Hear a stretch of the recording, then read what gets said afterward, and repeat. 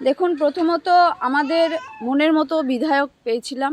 প্রত্যেক কর্মী ডিমান্ড অনুযায়ী তারা এটাই প্রত্যাশা রেখেছিল যে এবারেও আমরা 2026-এও বিধায়ক হিসাবে তৃণমূল কংগ্রেসের মনোনীত প্রার্থী সুবোধ অধিকারী সুইটেবল অ্যান্ড বেস্ট, তো সেরকম পেয়েছি। তারপরে 11 নম্বর ওয়ার্ডের কর্মী হিসাবে আমাদের যেটা প্রাপ্তি, যে দাদা এই 11 নম্বর ওয়ার্ডে এই সামনের কালী মন্দিরে পুজো দিয়ে প্রচারের যাত্রাটা শুরু করলো, এটা আমাদের পরম প্রাপ্তি। মায়ের কৃপা তার উপর বর্ষিত হবে।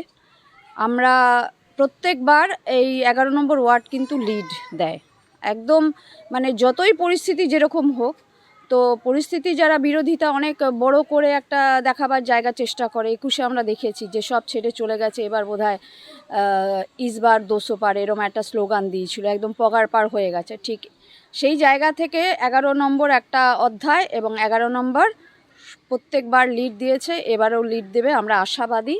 এবং আগাম জয়ের শুভেচ্ছা তোমার এই চ্যানেলের মাধ্যমে সারা বীজপুরবাসীকে দিতে চাই।